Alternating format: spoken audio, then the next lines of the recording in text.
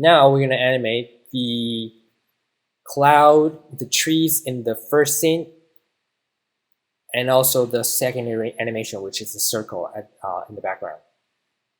So only 3 elements left for the first scene. We're getting there. Now, what I need to do, so the land doesn't move. The trees, so this is the trees layer. So the trees is simple because we're going to use the same method when we animate the elements within the house to animate the trees. It's just going to be scale changes. So I can go into the house pre-comp and then copy like the keyframe from any one of these layers, copy it, and then go back. So the one thing we need to make sure is that we need to make sure the anchor point is at the right position, because it's going to be the point where the tree is going to be scaled. So I'm going to change this anchor point to the left here, and then this anchor point to the center here, and then the tree trunk, this can grow from the top.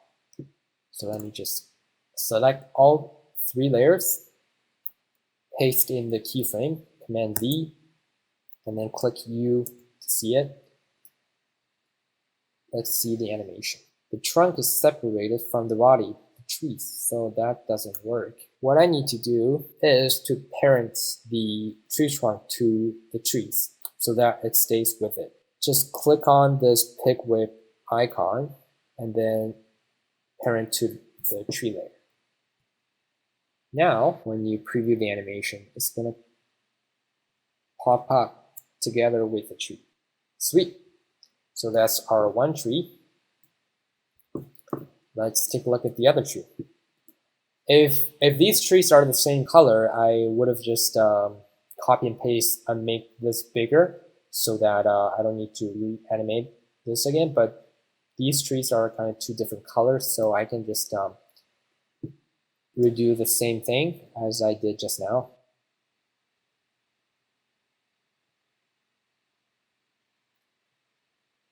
And then I want to pre-comp the 2 trees.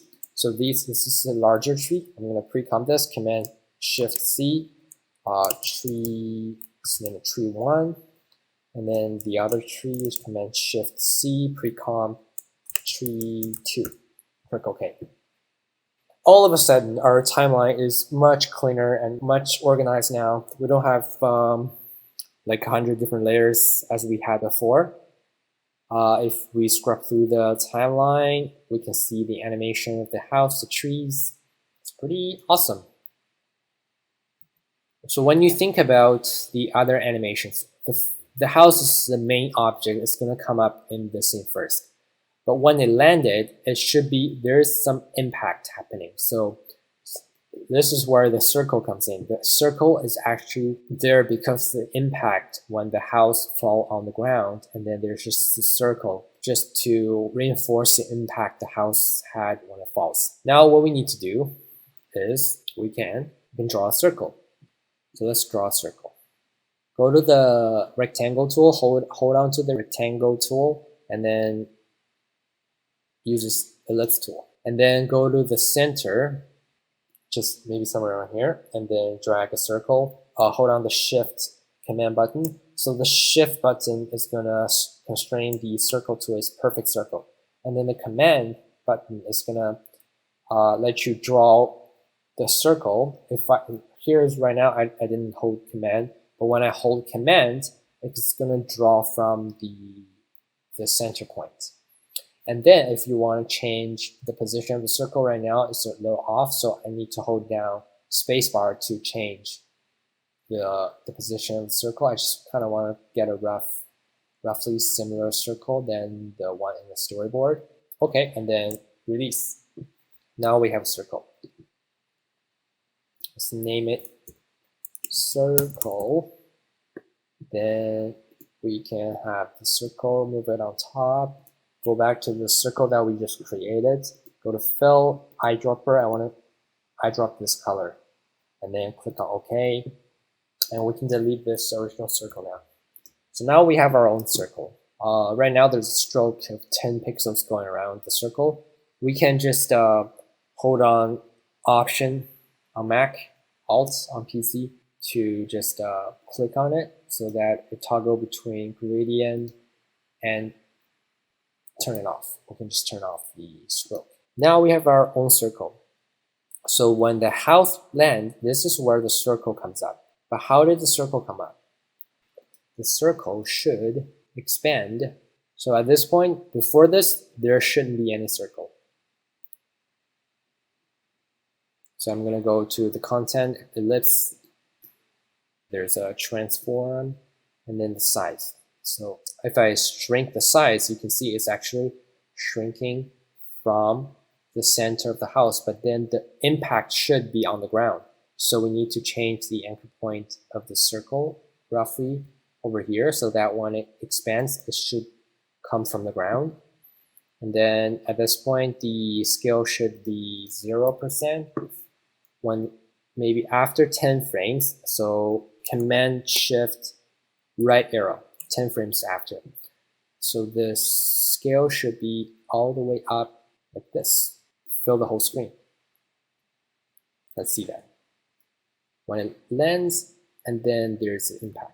And then what we need to do, let's just select both keyframes, right click keyframe assistant, easy ease.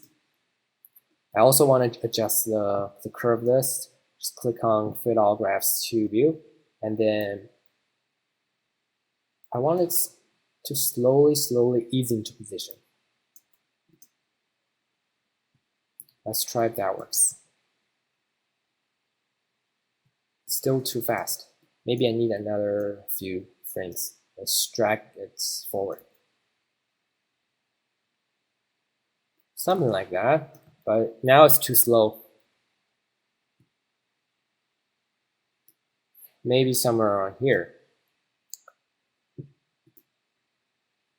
But I don't want the circle to fill the whole screen. I also want another layer. Let me just copy and duplicate the circle layer.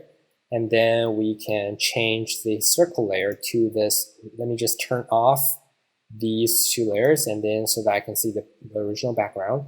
So on the circle layer, I want to change the circle to, so go inside this and go to content, ellipse, fill color. I want to change this color to the background color. Click on this eyedropper, click on the background color. So we have one circle that's in this beige color, and then the other circle in the background color. So what we need to do is to just stagger these two animations so that when this beige color comes first, and then all of a sudden it goes back to the orange background.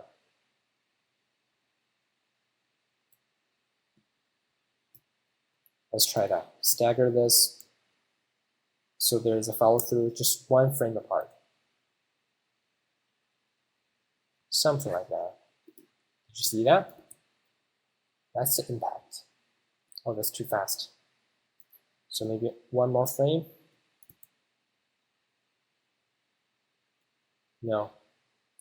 I want it to move really slowly, like this to here. I want this to move really slow. So I need to fix the animation here. I need to fix the animation curve so that it doesn't go so fast. So it's like not so fast.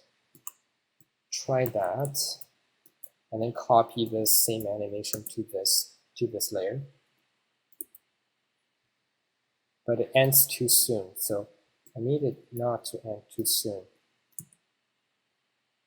Let's preview this.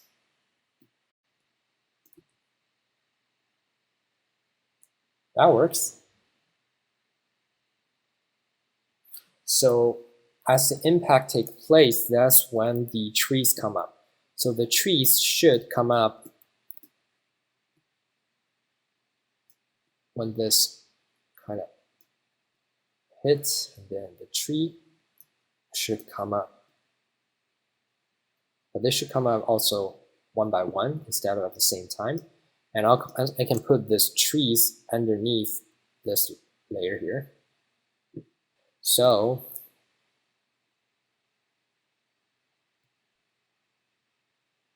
this tree here, the second tree, is too high. I needed to, oh, the first tree, sorry.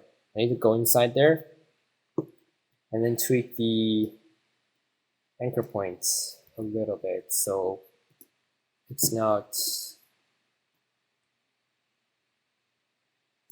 coming from such a high position. Go back. Okay. Yes. Nice.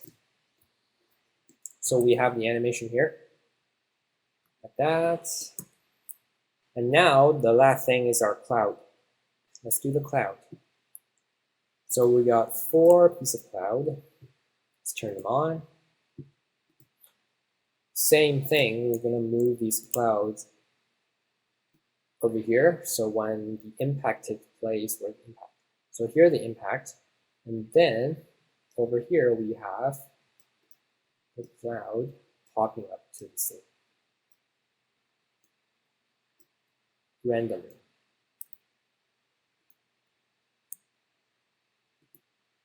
And we need to go into the house pre-comp to copy these keyframes, and then go to the front of each layer, paste in, go to the front of this layer, click on it, Command V, go to this layer, click on it, Command V to paste in the scale property, paste in the scale property.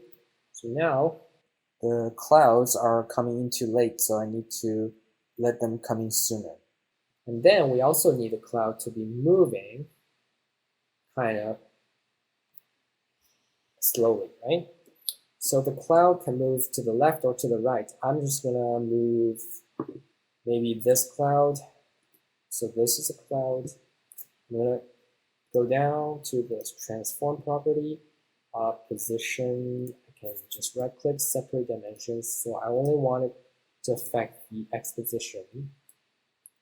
So I want it to just kind of slowly move to the left. And then this layer here. Now I'm just here doing the same thing for the other 3 cloud layers, animate the X position until I like the animation.